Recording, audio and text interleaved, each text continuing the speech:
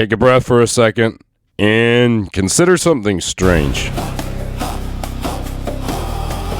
Sometimes the stories we believe don't just influence our mood.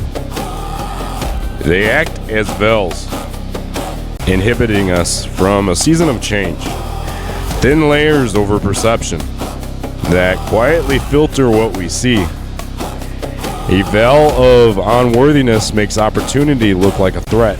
A veil of fear makes the unknown look like danger. A veil of old pain makes the present look like past. Nothing outside has changed, but the world feels different. Because we never experience reality directly, we experience it through interpretation. And when we enter a season of change, what often feels like confusion or discomfort is actually something else. An old veil beginning to dissolve. The familiar way we used to see the world starts to feel less convincing. The old explanations don't quite fit in anymore. And that can feel unsettling, like walking a strange world without the map. But sometimes what we call losing certainty is really just gaining a wider view. Because as one veil falls, another possibility comes into sight. And that's where growth begins. Welcome back, my fellow strangers, to Traversing the Strange World. I'm your host, Isaiah Danbury, and this is another Monday Morning with Peace. Today we are going to be discussing narratives that we entertain consciously or unconsciously throughout our lives that inhibit us from entering a season of change. All right, so let's go. Now, some of the stories that we tell ourselves, they weren't necessarily born from weakness. They were born from survival. The voice that says, don't trust people, don't try too hard, stay small, don't speak up, don't get your hopes up. That voice doesn't show up to ruin your life. It showed up when you were younger, when you got hurt, when something fell apart, when being open costed you too much. Those narratives were armor. They were maps for dangerous terrain. And maybe back then they did keep you safe. But here's the hard truth. You're not in that terrain anymore. You're walking on new ground with an old map that only shows cliffs where there are now bridges, and enemies where there are now allies, and dead ends where there are now open roads. So you hesitate, you pull back, you assume the worst, not because you're broken, but because your internal narrator is still trying to protect a version of you that no longer lives here. Those stories say, this is how we survive, but survival mode is not the same as living. What protected you at one stage of life can quietly imprison you in the next. Walls that once kept danger out can start keeping opportunity out too. And the wild part, your mind thinks it's being loyal. It's saying, I remember what happened last time. I won't let that happen again. And there's always the sneaky excuses. Excuses are indeed sneaky because they don't sound like fear, they don't sound like laziness, they don't sound like self-doubt. They sound reasonable. I'll start when I feel more ready. I just need the right mood. Now is not a good time. I work better under pressure. I just need to do a little more research first. And just like that, another day goes by. Another week, another year. That's procrastination. Your brain hates uncertainty. It hates the possibility of failure. It hates the emotional risk of trying and not succeeding. So it does something clever. It doesn't say, I'm scared. It says, let's wait. Procrastination is often just fear in a business suit. It looks productive, it sounds logical, but its job is simple. Keep you safe from discomfort. Because starting something meaningful means facing things like, what if I'm not as good as I thought? What if people judge me? What if I actually try and it still doesn't work? And that's vulnerable territory. So the mind offers an escape hatch, an excuse that protects your ego. You never fully try, but you also never fully fail. You also never fully grow. So how do you tell the difference between a real reason and an excuse dressed up as one? Here's a clue. Reasons come with a plan. Excuses come with a delay. A reason says, I can't do this tonight. I'll do it tomorrow at 10 o'clock specifically. An excuse says, tonight's not good, and leaves the future blurry. A reason is specific, an excuse is vague. A reason moves you forward later. An excuse quietly keeps you stuck now. And listen, this isn't about beating yourself up. Excuses are just another form of self-protection. They're the mind saying, I don't know if we can handle what happens if we go all in. But at some point, you gotta go all in. You gotta say, thank you for trying to keep me safe, but staying here is costing me more than trying would. Growth always feels risky, and action always feels uncomfortable. But confidence doesn't come before work. It comes after the work. It comes from keeping promises to yourself. So next time you hear a perfectly reasonable explanation for why you can't begin, pause and ask, is this a plan or is this protection pretending to be logic? Because the life you want is usually hiding right on the other side of the thing that you keep postponing. Sometimes the season of change starts with a question. A question you keep stepping around. The one that waits in the quiet after the noise. In the pause before the sleep. In the space you feel with scrolling, so you don't have to hear it breathe. The question that doesn't shout, it just stands there patient, asking to be faced. What are you pretending to know? What ache have you renamed fine? What dream have you buried under the word someday? We fear the questions because they loosen the ground beneath us. But the ground was already shifting. The question is not the danger, the silences. So start there, not with big answers, not with a 5-year plan, just with the truth you've been circling around. The small, honest admission that opens the first door.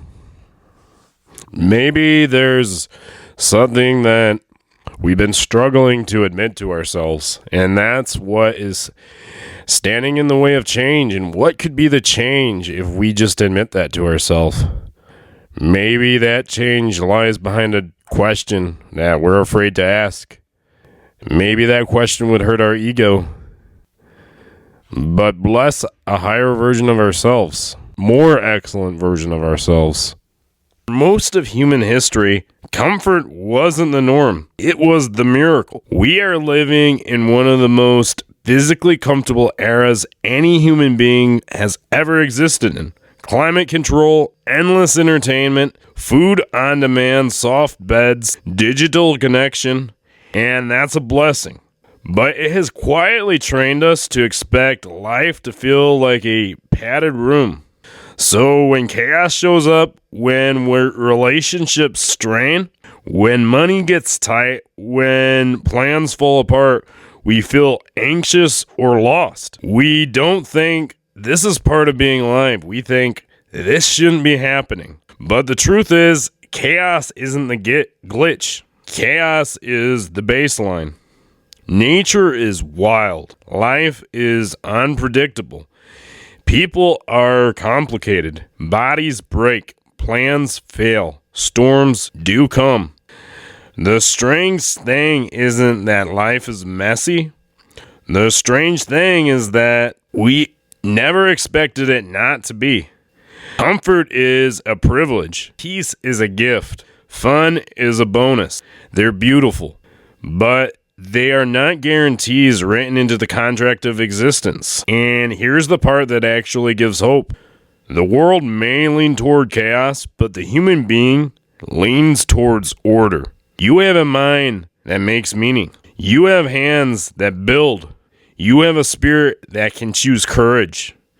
You have the ability to bring structure, love, and intention into places that feel like a mess. Disorder isn't an obstacle. Sometimes it's an invitation to grow stronger, to get clearer about what matters, to become more patient, more resilient, and more grounded, to step into a version of yourself that comfort never would have called forward. Ease rarely shapes us. Resistance does.